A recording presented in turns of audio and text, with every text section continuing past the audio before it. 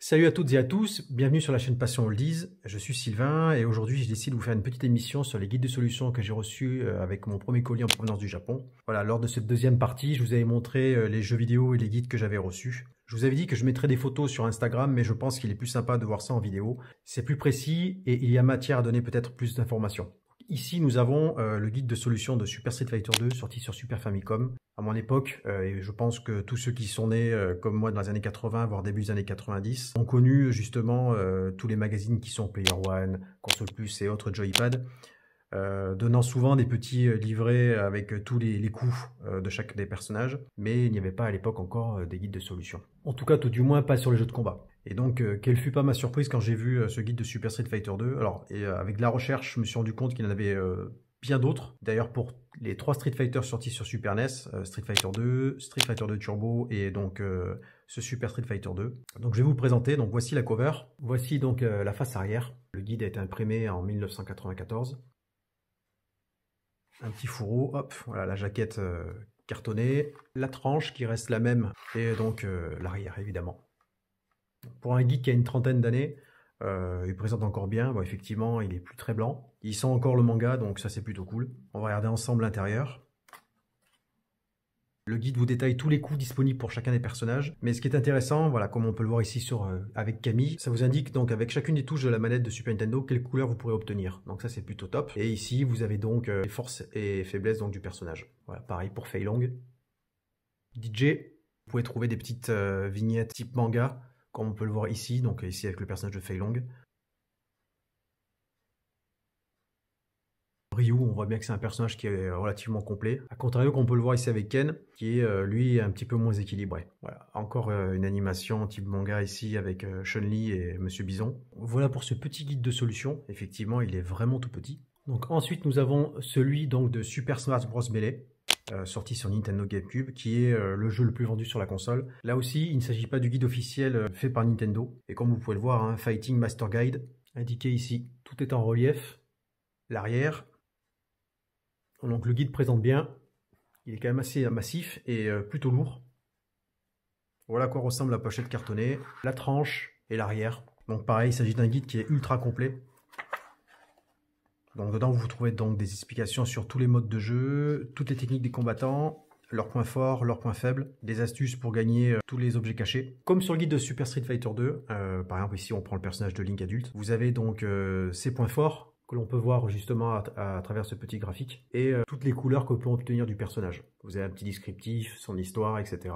Donc c'est plutôt bien fait. Voilà, comme on peut voir ici, vous voyez donc tous les coups possibles de Link. Voilà, ici Dr Mario, vous avez la même chose au niveau des stages. Voilà, donc une explication totale de à quoi correspondent les stages et leur taille réelle. Un focus donc sur le mode solo, le mode adventure, le fameux target test, le légendaire home run, le comité, capture of the melee, le mode confort, et donc après la dernière partie concerne donc toutes les données du jeu. Nous arrive ensuite donc un gros pavé avec le guide de solution de Breath of the Wild, à la fois sur Nintendo Switch et sur Nintendo Wii U. Alors il faut savoir que celui-ci n'est pas le guide officiel édité par Nintendo. Il me semble que c'est celui qui a été édité par Famitsu, si ma mémoire est bonne. Comme on peut le voir, c'est un gros pavé, il est en très bon état. La tranche, donc l'arrière. Je me suis rendu compte pendant mon unboxing que j'avais malheureusement mis un coup de cutter un peu fort, mais j'ai malheureusement déchiré la couverture. Voici donc le guide sans sa pochette de protection. Il représente les fresques très connues du jeu, les 4 divinités, et notre cher ami Ganon. Donc là, dans la table des matières, vous voyez, la première partie concerne donc le système de jeu, la map et l'histoire du jeu, les extras et donc toutes les données. Donc élément important sur ce guide, voilà, on voit qu'ici ça commence un petit peu à se décoller, à se détacher. Bon, rien de bien grave, c'est juste que bon, voilà, esthétiquement, c'est pas tip top.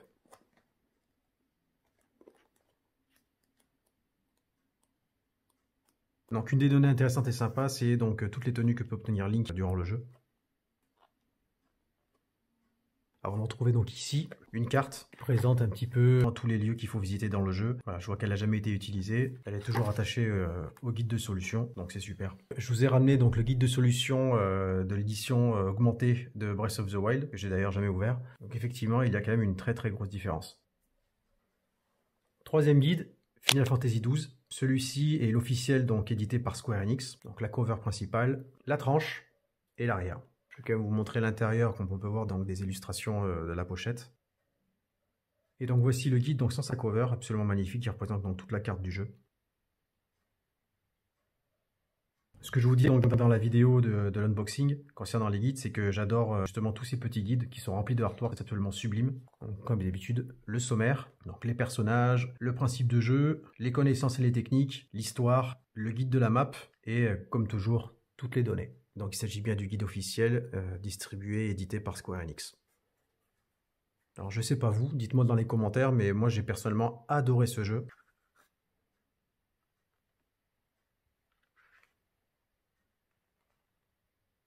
Et comme je l'avais montré durant ma vidéo, je l'avais découvert à grande surprise, c'est que en fait toutes les publicités, tout est dedans. Donc, le marque-page,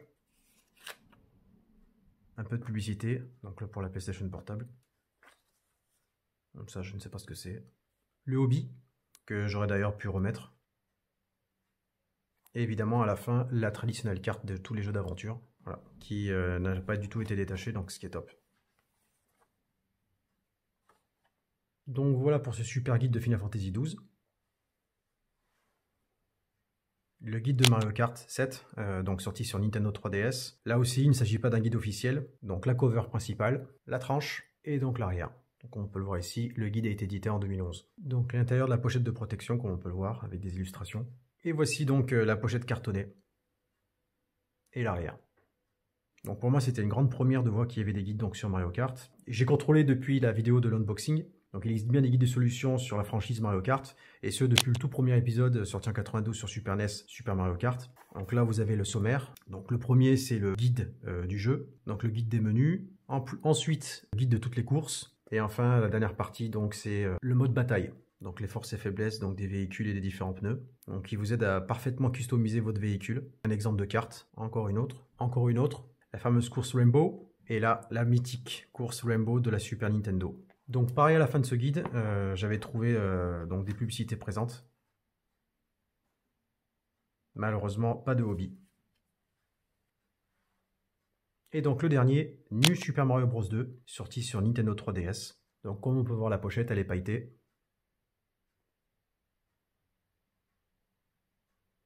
Face avant, la tranche et l'arrière. Le hobby. Donc l'intérieur de la pochette de protection, pailletée elle aussi. On peut voir ici donc différents guides.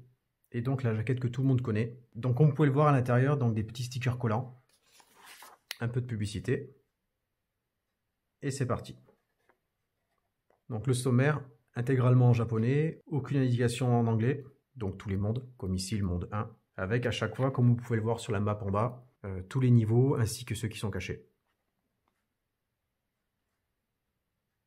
Ici, il y a différents codes couleurs et chaque couleur correspond notamment à un monde différent, comme ici le monde 4, tout gris, le monde 5, et donc le dernier monde, le monde de l'étoile. En fin de guide, vous pouvez retrouver un récapitulatif donc, de tous les Super Mario sortis sur chacune des consoles, avec les jaquettes de chacun. Alors comme on peut le voir, hein, évidemment, il s'agit donc des jaquettes japonaises. Donc Mario Bros 1, Mario Bros The Lost Level, Super Mario Bros 3 évidemment. Un petit focus donc sur Super Mario Bros USA, bien connu chez nous sous le nom de Super Mario Bros 2. Également un focus sur les versions sorties sur Game Boy Advance, les fameuses Famicom Mini, Mario World, Mario 64, Super Mario All-Star, la version Wii pour le 25e anniversaire. Un petit focus donc sur les deux Super Mario Land, jeux absolument géniaux. Mario Sunshine, New Super Mario Bros, le Fantastic Mario Galaxy. Un petit focus des versions sorties sur Game Boy Advance, le tout premier New Super Mario Bros, Mario Galaxy 2, Super Mario 3D Land, New Super Mario Bros 2 et enfin New Super Mario Bros U. Voilà, j'espère que cette vidéo vous a plu, que vous avez passé un bon moment. N'hésitez pas à me dire en commentaire si vous avez des suggestions et si vous avez des questions, je me ferai un plaisir de vous y répondre. Et je pense que dorénavant, je ferai un contenu additionnel à tous mes unboxings, comme ça vous pourrez voir en détail ce que j'ai reçu. Je vous remercie, n'hésitez pas à laisser un petit pouce, à vous abonner, à partager la chaîne et je vous dis à très vite. Salut!